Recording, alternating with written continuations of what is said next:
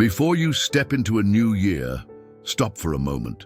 Not because everything is about to change overnight, but because what you carry into the new year matters more than the date itself. Many people are counting down the seconds, waiting for fireworks, promises, and fresh starts. But deep inside, there's a quiet fear. What if next year looks just like this one?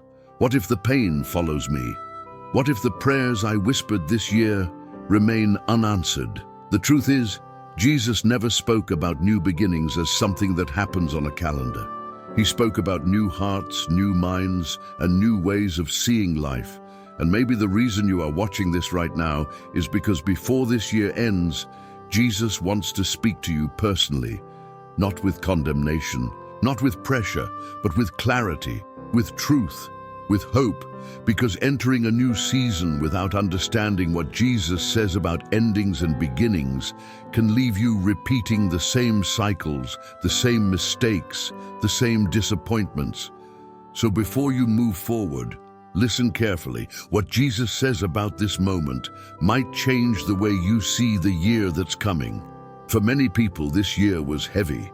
You smiled in public but cried in private. You trusted God, yet felt silence. You prayed, waited, believed, and still watched doors remain closed. Jesus understands that feeling more than you think. He never promised a life without disappointment, but he did promise his presence in the middle of it. When the year ends, we naturally look back at what didn't work, what we lost, and where we fell short.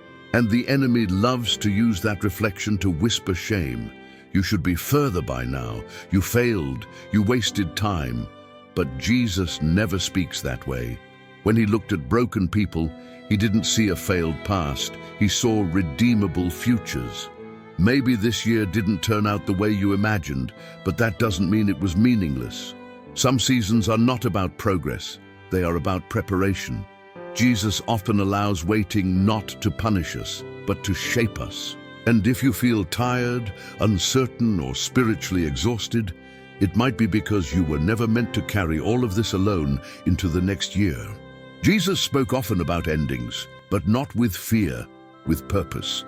He taught that every ending carries a lesson, and every lesson prepares the ground for what comes next. When something ends, Jesus doesn't ask, "How much did you accomplish?" He asks, "What did you learn? Who did you become?" The world says a new year is about bigger goals, louder resolutions, and stronger self-discipline. Jesus says a new beginning starts with surrender, letting go of what hardened your heart, releasing the bitterness, the guilt, the disappointment you've been carrying, because you cannot step into something new while clinging to what drained you. Jesus invites you to end this year differently, not by pretending it didn't hurt, but by placing everything at his feet. He reminds us that God does not waste pain, delay, or silence. Every closed door had a reason. Every unanswered prayer had a purpose you may not see yet.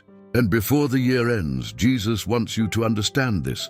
Your story is not finished. It's being refined. As the year closes, Jesus invites you to a spiritual rebirth. He doesn't promise that everything around you will suddenly align perfectly, but he promises transformation from within. Renewal starts in your heart and mind, not in circumstances. The new year will bring challenges, unexpected turns, and moments that test your faith. But when Jesus speaks to your soul now, he equips you to meet them with courage. Imagine stepping into January carrying peace instead of fear, hope instead of doubt, and purpose instead of confusion. That is what he wants for you. Jesus teaches that endings are never final because God specializes in making what seems impossible possible. If you let him, the mistakes, failures, and heartbreaks of this year can become the building blocks for a stronger faith and deeper trust. But this can only happen if you intentionally release the past and embrace his guidance before the calendar flips. Waiting until January to start fresh is missing the opportunity to hear his voice right now. The voice that has been gently calling you through every trial, every tear, every silent prayer. The foundation you lay today determines the stability of tomorrow, and Jesus wants you to start the next chapter with clarity, confidence, and divine purpose. So what does this look like in practice? First, surrender your disappointments. Give him every moment that hurt, every choice that failed, every regret that weighs on your heart. Next, identify one spiritual habit to carry forward: prayer, gratitude, or meditation on his word. Small, intentional steps shape lasting transformation. Third, speak life over your future. Declare hope, faith, and courage in alignment with Jesus' promises. The world will encourage resolutions that rely on self-discipline alone.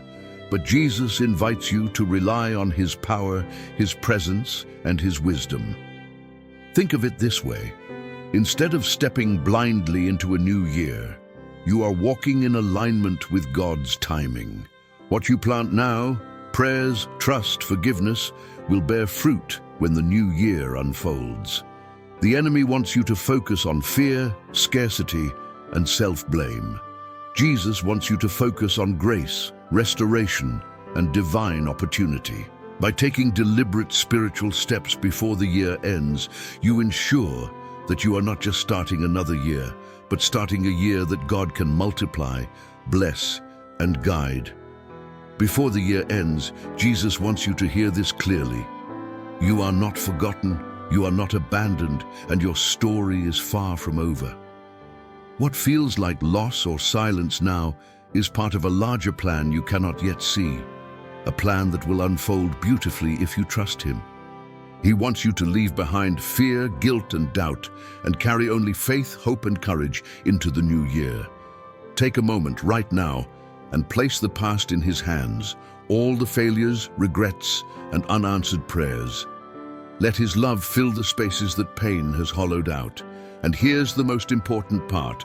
As you prepare to step into the next year, share your heart below in the comments. Tell us one thing you are releasing and one thing you are claiming with Jesus' guidance. Let this be a declaration not just to the world, but to yourself, that this year's ending is the beginning of a powerful, God-led journey. Don't wait for January. Start it now, with Jesus speaking directly to your heart.